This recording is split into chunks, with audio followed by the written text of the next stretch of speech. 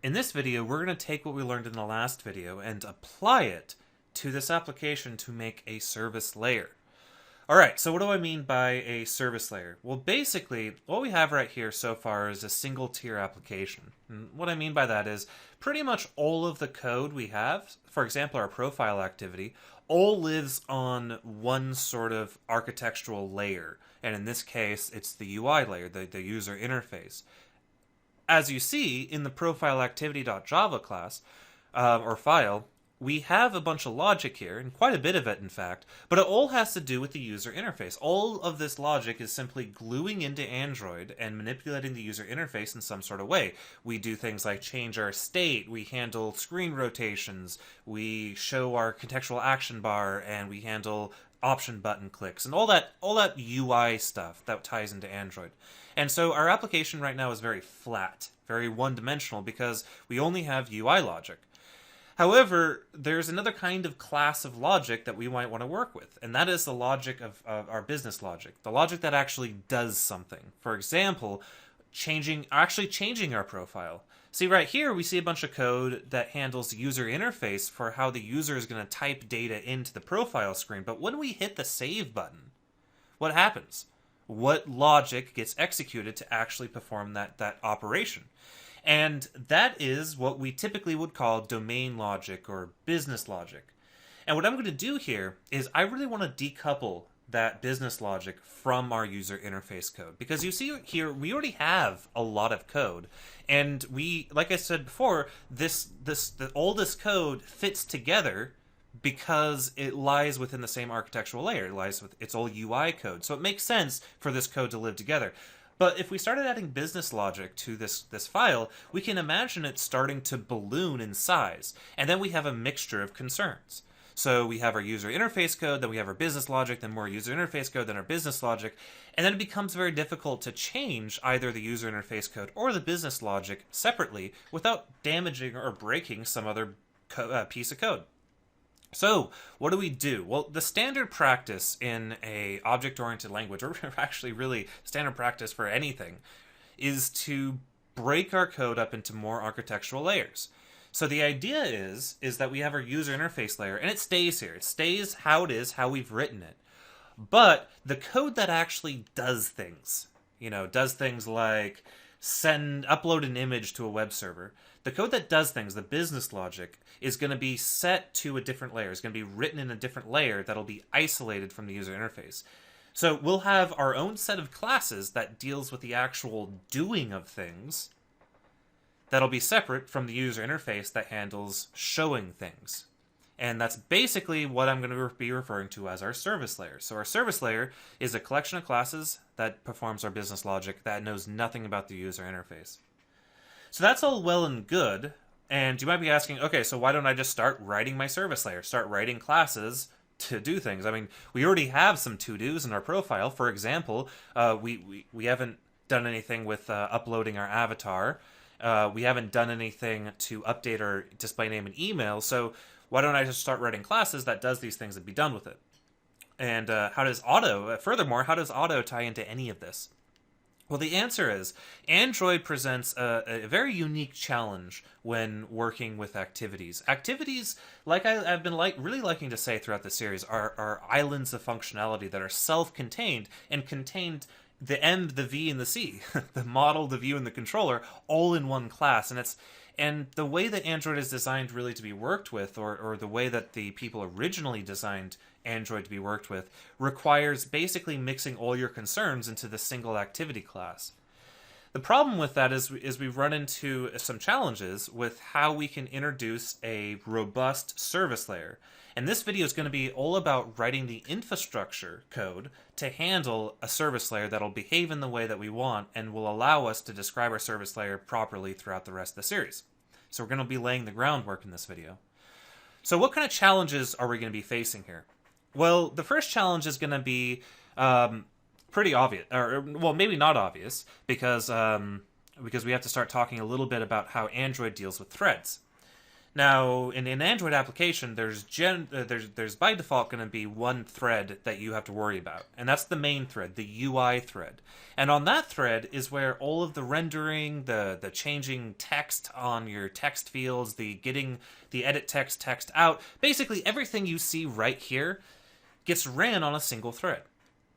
And now that's all well and good. I mean, honestly, it's multi-thread UI code is actually a bit of a nightmare. Having it all on one thread is awesome and makes everything synchronous and simple to easy to understand, and you don't run into as many race conditions. However, it poses a problem when we might want to have some code that takes longer than a couple instructions to complete. For example, networking. Now, as you see right here, we have a to-do here. We want to send the temp file URI to the server. So we want to upload an image.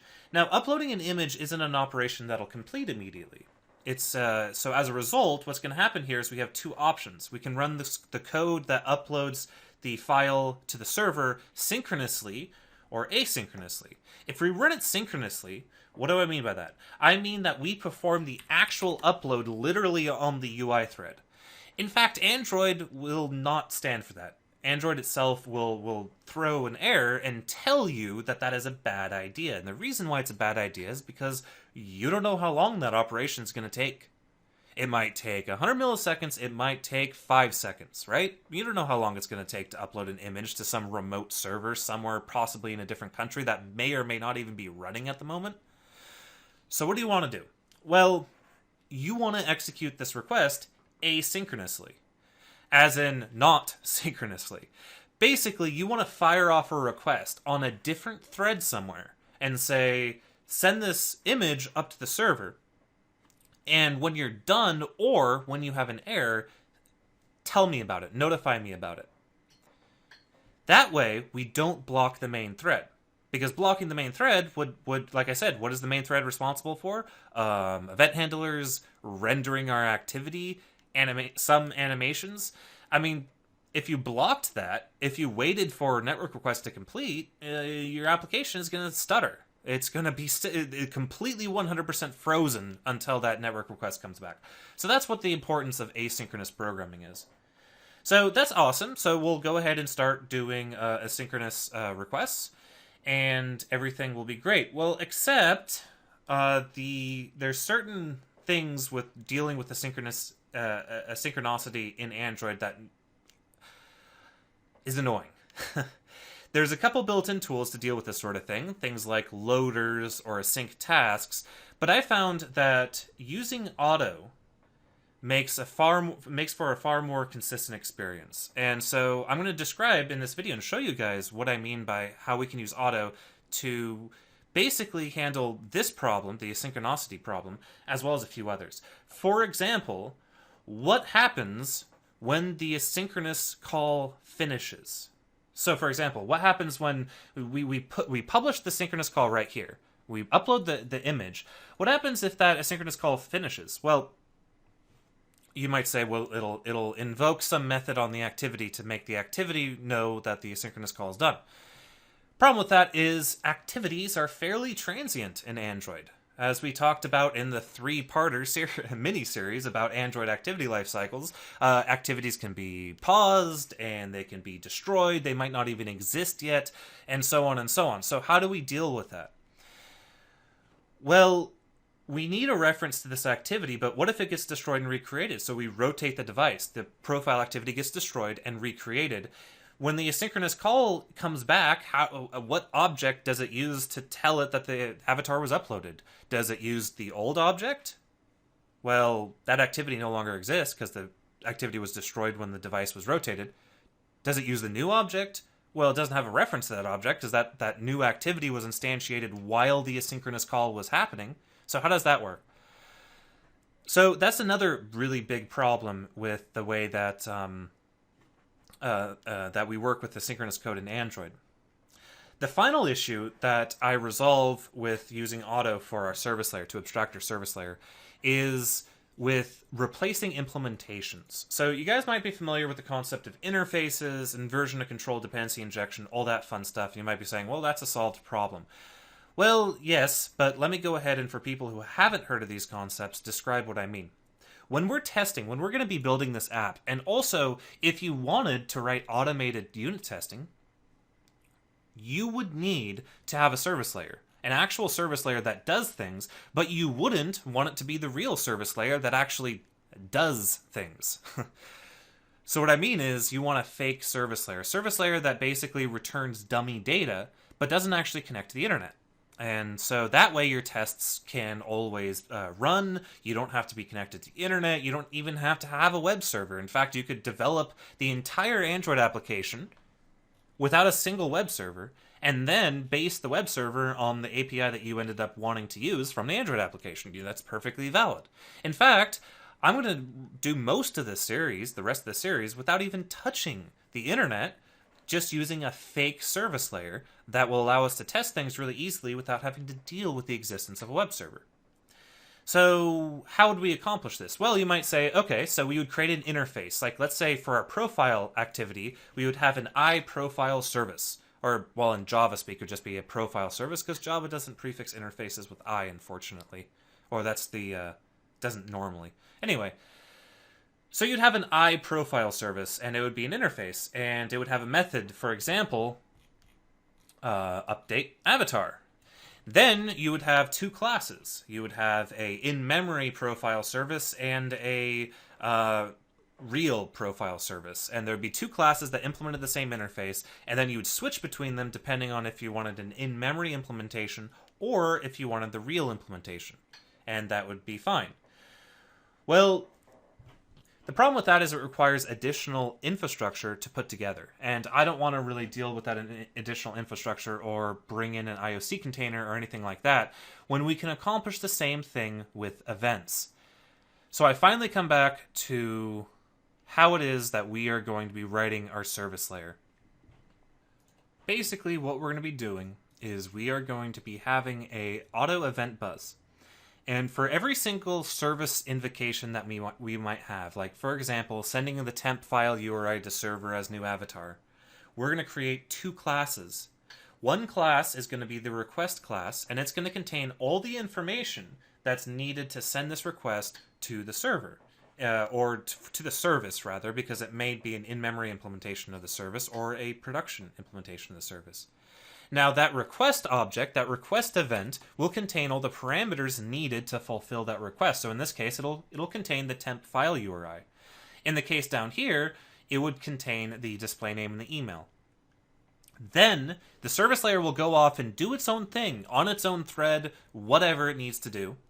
And when it's done, it will publish an event, another event that corresponds to the response of this. So in this case, we'll have a request and a response class. One event is for the request, one event's for the response. Then, on the activity that initiates those request events, he will subscribe to the response event. So let's go ahead and I'll just go ahead and show the code. It won't be a whole lot of code. We're basically going to be modifying our application class, and we'll be modifying we'll be adding a new class into our application, and then we're going to be writing a request class and a response class for, in this case, these two things. Well, we'll also need to do that for our change password dialog. And then I'll show you guys before we actually write the service layer. And then in the next video, we'll go ahead and we'll write the service layer to put that all together. So yeah, let's go ahead and get started. First thing we need to do is open up our Gradle application, because we're going to be using the Otto library in order to do this. So let's go ahead and add a new dependency, calm dot, and then we're going to do square up and :Otto. And for the version, we're going to do :13.6. Semicolon is optional, so I'll remove that just to be consistent with the rest of the compile statements. Okay, so go ahead and sync your Gradle file, and it'll pull down Otto. Now let's go ahead and create our bus. So where does our bus go? In this case, we already have, remember our bus is kind of a singleton object that orchestrates all the events. and subscribers and producers, we already have a very convenient place to put our bus, and that is our application object, because our application object is known by all of the actors, the activities, the fragments, the dialogues in our application. So inside of our Euro application, I'm going to say private bus. Then I'm going to go ahead and create a public Euro application constructor, and I'm going to say bus equals new bus.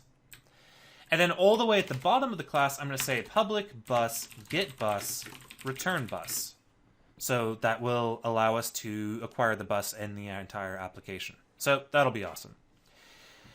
Okay, so what's the next thing that we have to do? Now that we have our bus, we need to make sure that all of our activities are registered with the bus. So what I'm going to do here is I'm going to go ahead and inside of my base activity class, so I'm going to jump all the way into the base activity class, which of course is under my activities. I'm going to go ahead and put together a really simple rudimentary implementation here. And we'll expand on this in the next video. So I'm going to create a new field, protected bus. And then on create, right after we get a reference to our application, I'm going to say bus equals application.getBus. So our bus field is just a convenience method. Then at the end of onCreate, I'm going to say bus.register this. So I'm going to be registering the base activity on our onCreate to the bus. Then I'm going to create a new override method. And again, we're still on base activity. And I'm going to say protected void on destroy. And I'm going to say, first thing I'm going to do is super on destroy. Then I'm going to say bus.unregister this. Okay, we'll talk about this more in the next video, but you'll notice that I'm registering and unregistering the bus on onCreate and on destroy instead of on pause and on resume, which is commonly recommended. And we'll talk about why I'm doing this in the next video. So let's go ahead and also do the same thing on our base dialog fragment as well as our base fragment. So again, it's the same thing. I'm going to create a protected bus. After getting our application, I'm going to say bus equals application get bus. And then, of course, I'm going to say bus register this and override public void on destroy, super on destroy, bus unregistered this. Okay, so now we're registering and unregistering our base dialog fragment, so our dialog fragments can take advantage of our event bus. Now let's do the same thing to base fragment. I'm going to say protected bus equals application.getBus. I think I'm being inconsistent here with my... Oh, no, I'm not. Actually, I want to go ahead and just change my line spacing right there. I think that looks better. A little bit more balanced there on the eyes.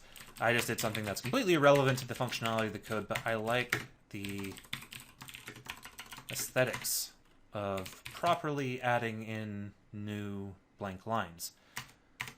I just do. Okay, so now we have our base fragment being registered and unregistered as well on the onCreate and onDestroy. We'll throw in some more code in these three classes, the base activity, base dialog fragment, and base fragment in the next video. But for now, this will do. So now enough things are in place. So you guys can already see how the Euro application has the bus, instantiates the bus, and makes the bus available to all of our activities and fragments. And then our activities and fragments register themselves with the bus, and on destroy unregister themselves. So now let me go ahead and show you guys what I mean by the service layer, how the service layer is going to be used. Because I described it, but I really want to show you guys the code now that you've seen the description, and maybe you might want to re-listen to the description after you see the code. So, for example, what I'm going to do here is I'm going to create a new package. Oh, well, let's go ahead and talk about what it is we're going to do. In the profile activity, I want to go ahead and write the event for the send temp file URI to server as new avatar. I want to go ahead and write this code, basically. So to do that, I need a request and a response class. I need two classes that are tied to each other, and they both have to do with the profile, and they both have to do with our temp file URI, uploading images. So over here on my package, I'm going to right-click, select New, and go to Package. and I'm going to create a new package called services. Then inside of services, I'm going to right-click, select new, and create a new Java class. And for this this service class, I'm going to go ahead and create a class called account. Now, what's going to be interesting about this class is it's not going to be actually instantiated or used. I'm using this basically as a class that will hold a bunch of other classes inside of it. So I'm going to say public. I'm going to make it public final, and I'm going to give it a private constructor. So you can't actually instantiate this class. I'm just making it clear that this class just exists for grouping purposes, because I'm going to group multiple subclasses or inner classes inside of it. Now, it's also important to note that in Java, you can't have multiple top-level classes per file, so that's why I'm doing this. I'm doing this to reduce the amount of files that I need in the application. So, what do we need to do? We need to make a request and response class that corresponds with uploading our avatar. So what I'm going to do here is I'm going to say public static class, and I'm going to say change avatar request. And he's going to have a public URI, new avatar URL, or sorry, URI, to be more specific. And then I'm going to go ahead and I'm going to create a constructor that has that as a parameter. So here's our request. It's a class that has a public URI, new avatar URL, and a constructor that takes in that URI.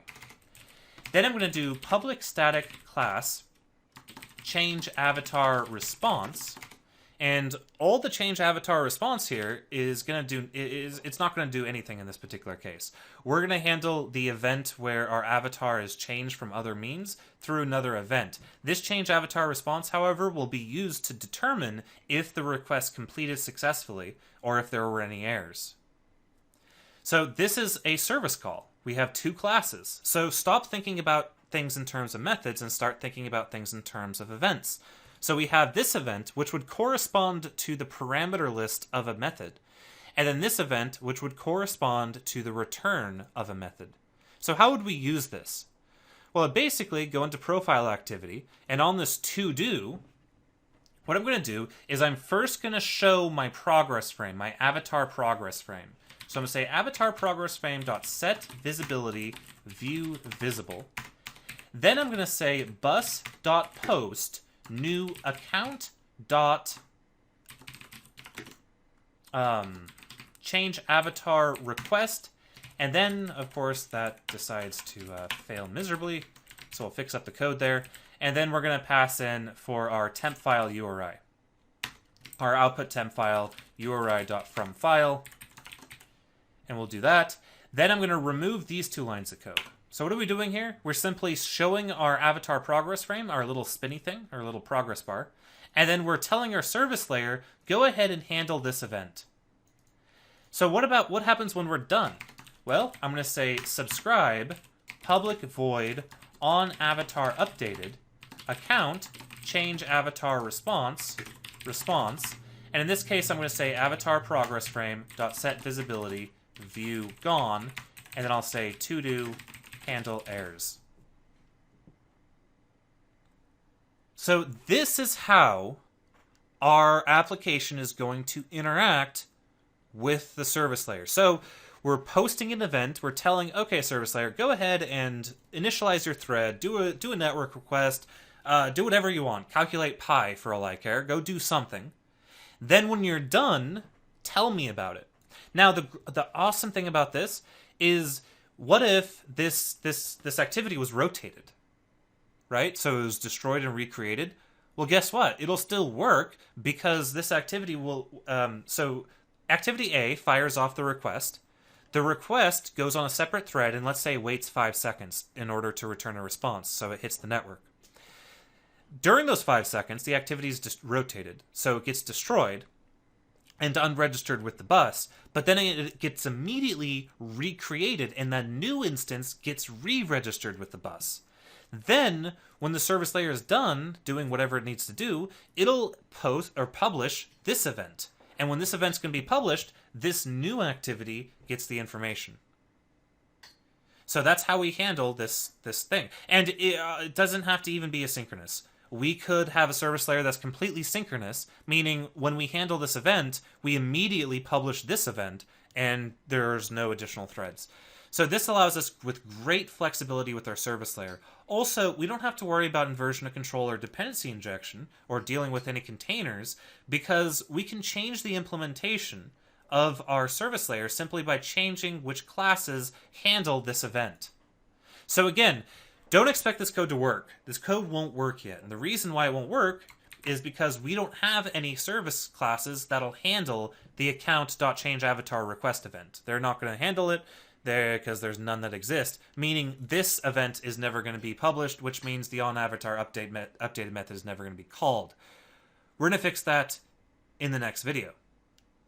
Okay, so you might want to either watch the next video so you get a complete example of how this all ties together, or rewatch the intro to this video to get a better idea, maybe now that you've seen how this code's going to work, what I'm going with, or what I'm going for with this service layer.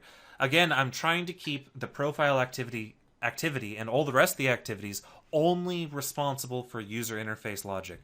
When they need something that's business logic-y done, if they need a network request or any other non-UI request to happen, they tell the bus about it, and then the bus will hook that event up with another class, and that other class will go ahead and handle it and return a response. All right, I guess we'll see you guys in the next video.